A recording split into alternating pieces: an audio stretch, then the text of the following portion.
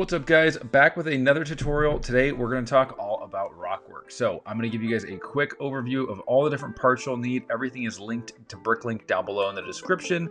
Then we'll talk through some helpful tips and techniques for your rock work. And then if you stay till the end, we'll talk briefly about what's coming up for the next city update. So obviously you're going to need a bunch of slopes. You can see here I have them both in inverted and non-inverted, in dark bluish gray and light bluish gray. I recommend just buying a variety of all the different styles. So you've got the 1x2s to the 1x3s all the way up to 1x4s, as well as some of the larger slopes, including the inverted ones, the 1x2x3s and 1x2x4s. It's just really helpful to have all of them kind of on hand. Color wise, that's up to you, but like I said, I use dark blue and light gray just because I think it looks the most realistic. So next you're going to need some filler bricks so that you can support some of the rock work. Here I've got some 2x2 bricks as well as a mixed bag of 1x1s and 1x2s. I've also got some plates in 1x1 in dark gray and light gray. And then I also use these 1x1 round bricks in trans clear just because they were on the pick brick wall and I've got a ton. So another useful piece I use are these support pillars. They save me so much time when I'm building with height, so I really recommend it. You can also get some curved slopes. Again, I like some of the choppier slopes, but it's nice to throw them in somewhere, you know, kind of here and there.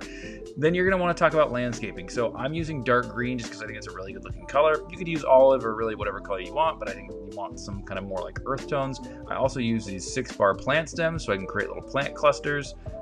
And then to attach the plant clusters to the rocks, I use those dark green 1x1 plates with the open stud. And no doubt one of the most important pieces in this entire project are the burps. Now I like using the triangular ones just because they have more exposed studs and it helps me create a little bit more movement just by starting with those instead of the other ones. So the first step is to set your parameters, and really you want to understand the boundaries from a width, a depth, and a height standpoint. So I like to set the burps down just to know how deep I'm going, how many I'm going to use. I also have those support pillars in the back so I can kind of build to that approximate height. I usually end up revising it as you go. One tip with rock work is it's a lot of trial and error, putting parts down, pulling them off, going back and redoing it. So just have some patience with yourself, but in the end, it is worth it. So then I usually start by working on one bottom corner and do a little bit of height, start to fill in that edge. Then I'll jump to the other corner. So you'll see I'll jump to the left corner, kind of that far back one. And then I'll start to just kind of work on the lower levels and then start to fill in the gaps as you're slowly climbing the rock work up. I find it just really helps for me to start on both ends and then fill in the middle from there. So now let's talk about some specific tips. So the first tip is I like to alternate the adjacent slope height by 1 to 2 plates. You can kind of see that throughout, and that way you don't end up with a smooth surface or at least too many smooth surfaces in one section.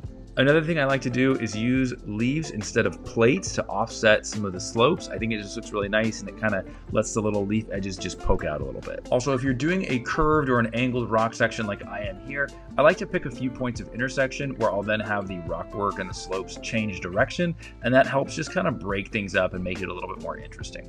Another tip is I like to use brackets and then attach curved slopes to accentuate that change in direction. You can see here, it just, again, adds a little bit more variety in a sea of nothing but choppy slopes.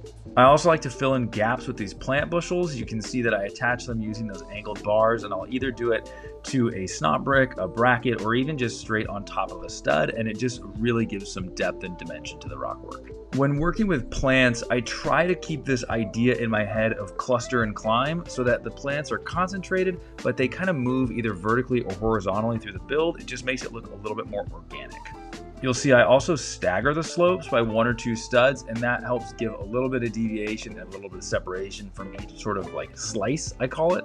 And lastly, be cautious when using filler brick. You never know what's going to end up being exposed if you go back and change slopes around. So for example, here you can see I have this little sliver of blue poking through, so I just covered up with this little leaf cluster. So always look for opportunities where you can use landscaping to your advantage and cover some of those little ugly sides up.